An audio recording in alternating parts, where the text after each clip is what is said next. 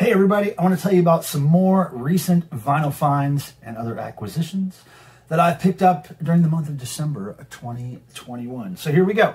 Recently, my friend Josh Freese, many of you know him as the drummer to the Stars. He drums in the band that I work for, THOR. That's how I've known him for the last 20-something years. He also has drummed for Sting and A Perfect Circle and the Vandals and Guns N' Roses, and it just goes on and on and on.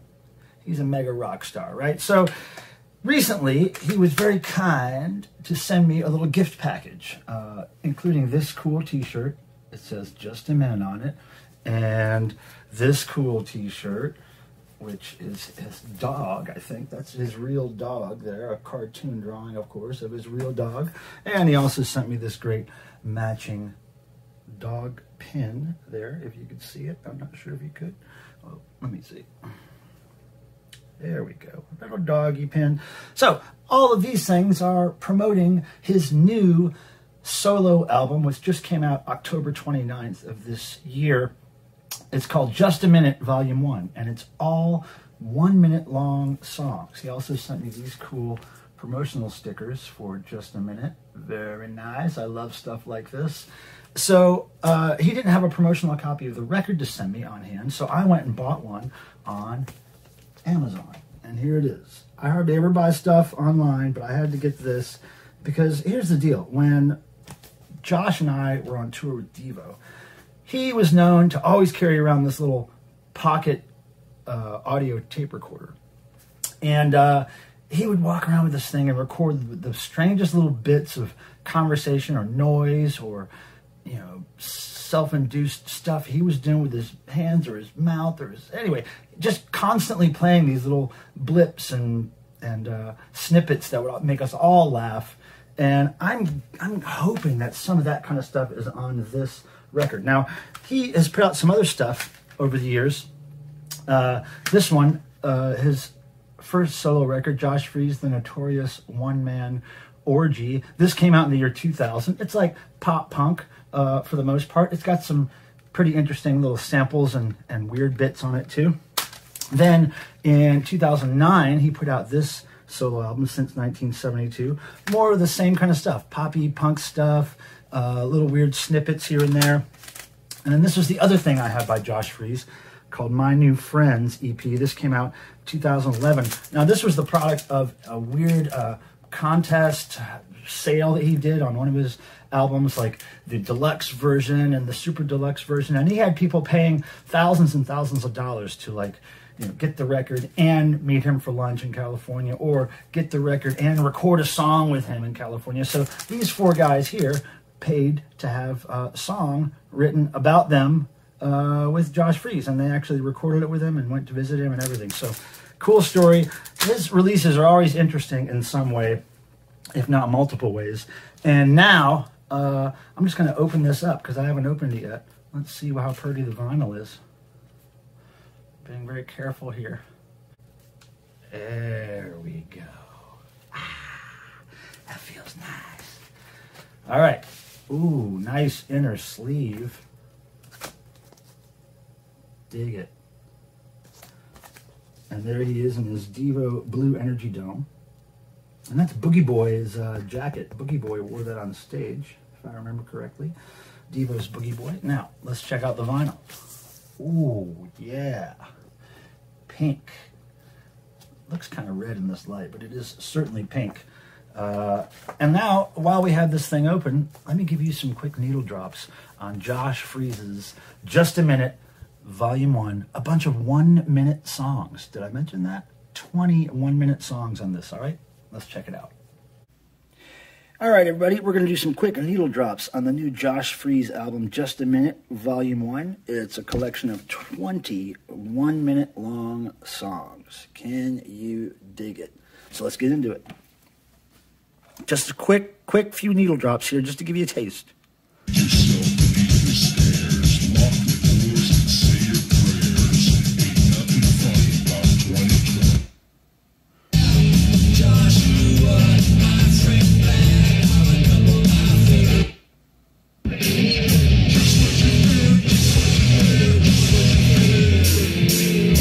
Yeah.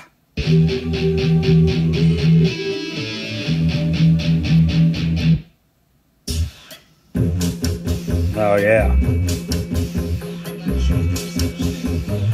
That's good shit. And spills the thought gives me the chills. All right, let's try side 2 real quick. Sounds good though. Fuck yeah, that's great.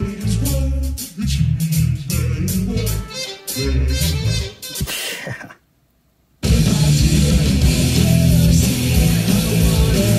That sounds great. Oh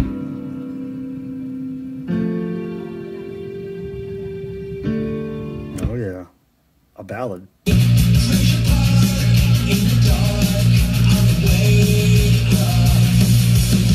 All right, there's a taste of Josh Freese's album for you.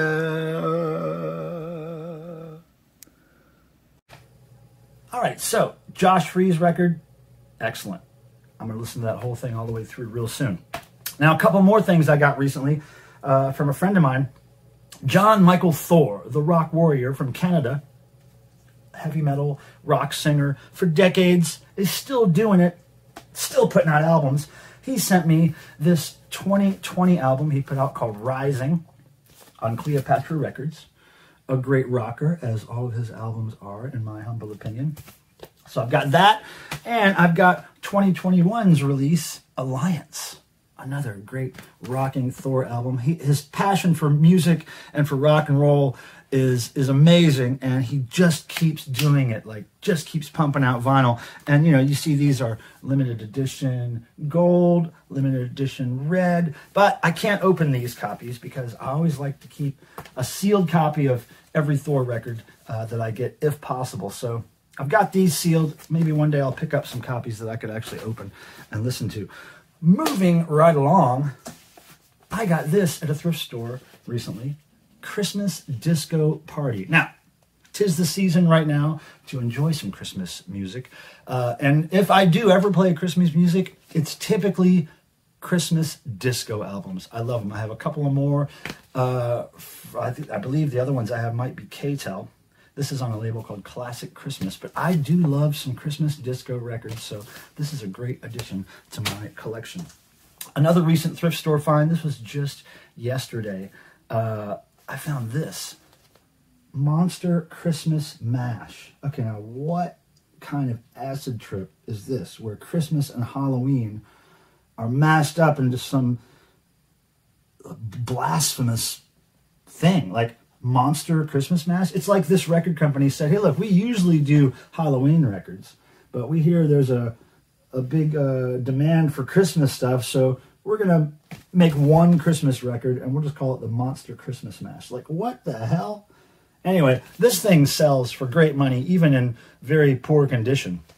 I saw one on eBay the other day sell for 20 bucks, and the description said many scratches and marks on the vinyl that could affect play. It was just like basically saying, look, this is a piece of crap, but you know you want it, so you're going to pay 20 bucks for it. Now, this has a scratch or two on it that I'm a little concerned about, but even just for the cover, the Monster Christmas Mash, I had to pick this up. How bizarre is that? Moving right along, another flea market, thrift store find, and I found this at the same place I found the Christmas record, Attila. Now, this is just the cover. I didn't even find the whole cassette. I just found the cover. But I looked at it, and there's a couple of guys posing with some meat there, some carcasses of cows, I believe. And I didn't know anything about this band. And I showed it on the Dr. October Ryan Kidd stream last night, and I was informed that that is Billy Joel's band. One of those guys there is Billy Joel. And this was a heavy, hard rock, psychedelic rock band that he was in. And I heard a little bit of it online today, and it's pretty good. I'm going to look for this record to actually own, because look at that cover. They're posing with a bunch of meat. I thought that was great. Great. Now, here's a gift from a friend of mine. This is a local band called Regraped. That was in the Carolinas. This came out in 1992. They were described as indie pop, but I listened to this the other day, and it really sounds a lot harder than I remember. It's almost like it's indie rock, but it's a little more punky and a little actually more like post-punk sounding, like Cop Shoot Cop, which coincidentally, Cop Shoot Cop has a record cover that looks a lot like this with a handgun on it. But it's good stuff. And my friend Scott Craddock gave it to me, and I believe he got it from his friend Carrie, who was just kind of liquidating a bunch of records that she had, and she was just giving them to all her friends. So I have this to add to the collection, and that's really cool. Another gift from a friend of mine recently. Dead Wax 66, also known as Randy, here in the VC. He gave me this great record by Judy's Tiny Head. Now, this came out in 1982. They're a U.S. power pop band, and this was sealed when he gave it to me. It took me a couple of weeks to convince myself to actually open it and listen to it, but I'm glad I did. I really love power pop, and a couple of my favorite power pop bands are the Producers from Atlanta, Georgia, and the Electrics, another band from the early 80s. And this is right up there with some of the best power pop stuff I've heard. And this is actually leaning more towards new wave than some of the power pop I like does. And I love new wave, but this leans towards new wave without using any synths that I remember hearing in this. I just remember hearing a lot of guitar, bass, drums, vocals, and it does a good job sounding like, you know, new wave without the synths in it, and kind of has a Talking Heads vibe every now and then, but very energetic. And sometimes I hear a little tiny bit of Oingo Boingo in this even, but this is a great record. Thank you, Dead Wax. It's a pleasure to add this to my power pop collection. And let me see more thrift store finds. Check this out. I like Midnight Oil, and I've never had these two albums. This is their first album, 1978, I believe, and this is Head Injuries, 1979. I didn't have either of these on any format, so I picked them up at I believe this was a thrift store for, it says $1 each, but I think they were half off this day, so I got 50 cents each. And they're great. They're great records. His vocals, now I discovered them through the Red Sails in the Sunset album, which is my favorite Midnight Oil. And, you know, this guy has very identifiable vocals, but these two albums, especially this first one, his vocals are a little more wild and like kind of out of control. Like he was hitting all these crazy pitches and with his voice, and it almost sounds like he was overdoing it a little bit. I think I like his vocals better as time went on for Red Sails in the Sunset, but these are still great albums, and I'm glad I picked them up. Now, another gift, and this is the last thing I'll be showing. Another gift from a friend of mine, Michael Manning from out west. He sent me a box recently of really cool stuff.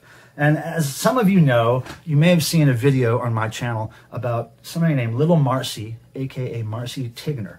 Marcy Tigner was a woman who had this puppet, right? This puppet named Marcy, this doll.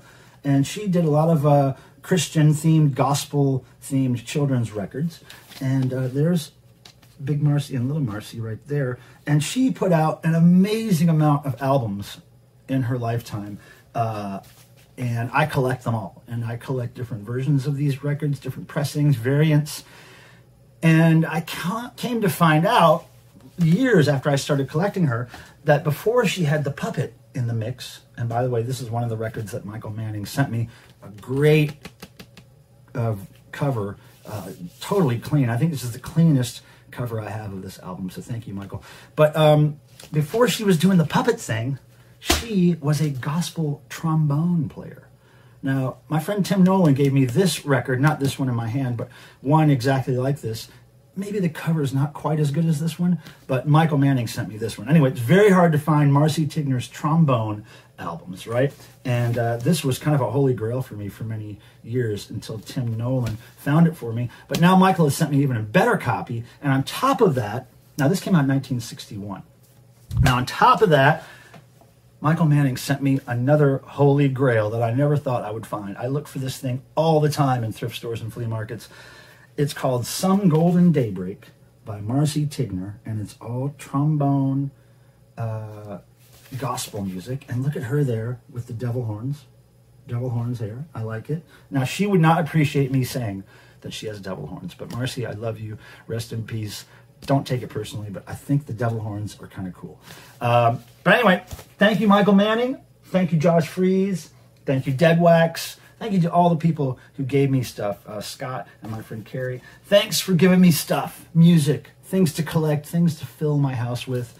And I'm going to put a little link here at the end of the video to my very extensive video showing my little Marcy collection. So at the end of this, you'll get a link to that. Everybody, thanks for watching. Thanks for the subscriptions. May the rock and roll gods bless you as they've blessed me. And I'll see you next time.